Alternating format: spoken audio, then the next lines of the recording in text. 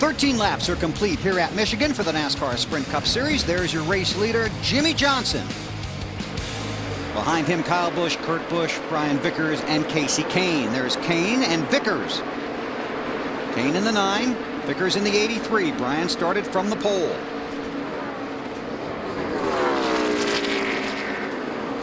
Kurt Busch has gotten around them. Let's get a check on the 18. Marty.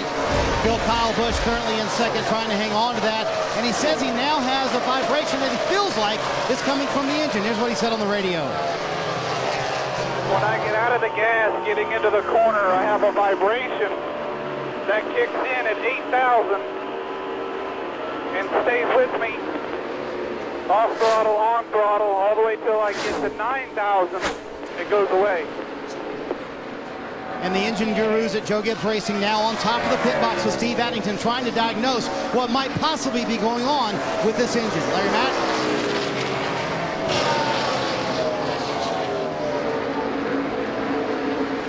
You know, Marty, whether you run a Chevrolet, a Toyota, Ford, or a Dodge, it doesn't matter.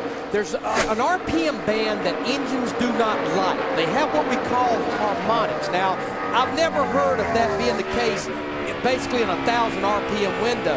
I know that was a big concern when we went to the bigger restrictor plate at Daytona Talladega. It put it in the RPM band that the engine doesn't like. But that's an awfully big window. But if it's only doing it there, you would have to believe it's something to do with the harmonics of the engine. So are you worried? Absolutely. But because anytime you've got a vibration, especially this early in the race, Bill, and you're in the throttle so much here, and like I talked in the pre-race show, this place is hard on the engines anyhow. No question, I'm sure they've got their heads together right now. Hey, Larry, let me ask you one more thing. Could it be something beside the engine? Because he said it's not only off the gas, it's on the gas. You know, sometimes you have a, you know, you've been in a wreck, you have a fender flap, and you have the skirt flap, and you have something hitting that sends the harmonics through a car at a certain speed or at a certain angle. Could it be something different than the engine? Well, Kyle, I've even found where tailpipes against the frame or something like that, as the engine goes through a certain RPM band starting to build speed, can make the driver feel like he's got a vibration in the engine. 3 engine-related DNFs in each race here last year. We'll keep an eye on Kyle. There's his teammate in the 20, Joey Logano. And let's go back a few laps here and watch the 20 car. 20 comes off turn. Yeah. Oh, decides to stop by Krispy Kreme and get a couple of donuts right there. That's a good line. Yeah, look at this. Boom. It's David Stremme in the 12, Jamie McMurray in the 26. The Goodyear's rubbed off the front of that, off the side of that left front tire.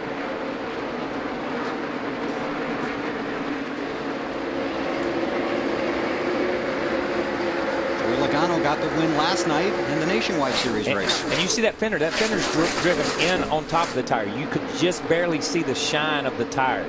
Even though the Goodyear's worn off of it, you can see the shine right when he dropped it down on it. So they'll have to watch that. Hopefully they get a caution to be able to pull it off. Got an update on the 20 from Ralph. Bill, he's been struggling to get that car up off the corner, and when you put it up in traffic like that, that makes the condition even worse, and that's all part of the issue for Joey Logano right now. And talking to crew chief Greg Zipadelli earlier today, he said, you know, when we come to a new racetrack Joey's never been to, we think we go where he's going, and then he starts searching around the racetrack, and it takes him a while to figure out where he's comfortable, and then we have to chase him with the setup of the race car. About halfway through the race is where they really start to feel comfortable with what Joey's going to be doing on the track. Yeah, and that's fairly common for a young driver to go and find the groove early in the week and do whatever he wants to do, but constantly keep searching. And you look for it. He's having trouble just getting the car where he wants to go, and there's a one car all over him pushing him down the straightaway. You're not learning right there. You're just hanging on trying to get out of the way. And this track will force you somewhere eventually, because this track, normally when you get a lot of rubber on this racetrack, it gets tighter, and you start sliding, and you run the high line. So yeah, this is a big learning curve right now for him.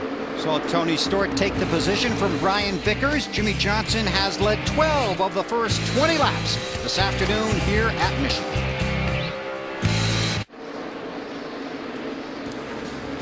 Aerial coverage provided by Goodyear, the official tire of NASCAR. New Fuel Max tires help you have a winning fuel strategy.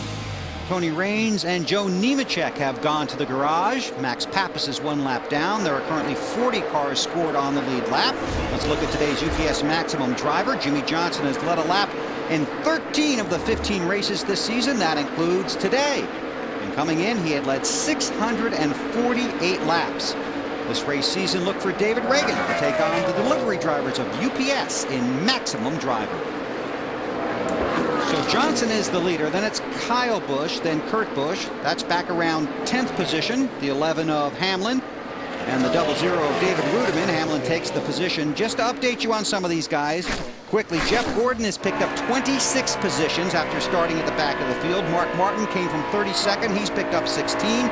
Greg Biffle up 13 positions. Carl Edwards has picked up 12. David Reagan plus 9. So a lot of the guys that Kyle talked about at the back of the field have really come marching through with just 25 laps complete. Johnson has led 17 of those 25 laps. Kyle Busch led for 8.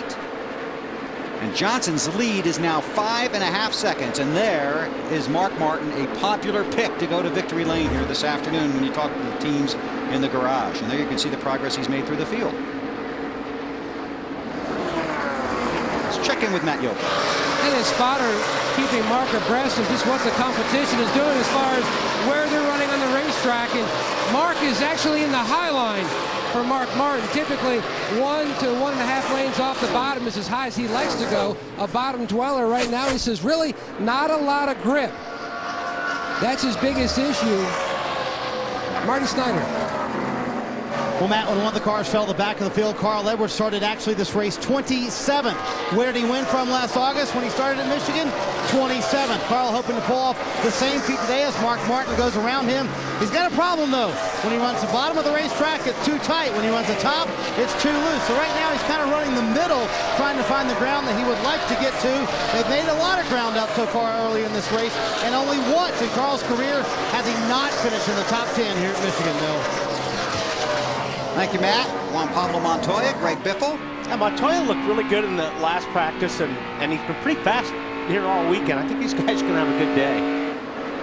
Looking to rebound from Pocono, although he did post a good finish at Pocono. He just really didn't have a very good race. And that's depressing in a lot of ways. Because, no, you leave, and for other people, you leave and you think, man, we had a good finish. We stole one right there. But you can't figure out why you run bad. Lindsay Zarniak.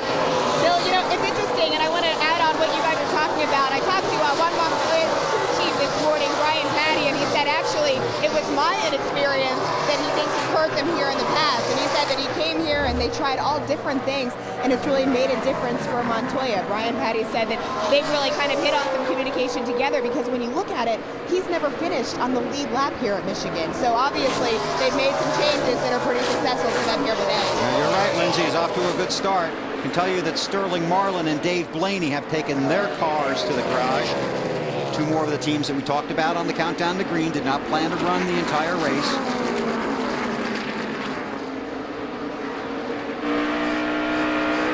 On board with Reed Sorensen here. This is down the front stretch, coming to the start-finish line. See the flag stand on the right. See, everybody's single file right now, and just look how everybody just kind of fans out. There's just so much real estate here that you can race on. And see how smooth it is, too. And that's why, you know, that helps being able to run all these different lines is a smooth racetrack. Reed's in 32nd, looking at the rear bumper of Hornish. Up front, Johnson's increased his lead to almost 7 seconds over Kyle Busch.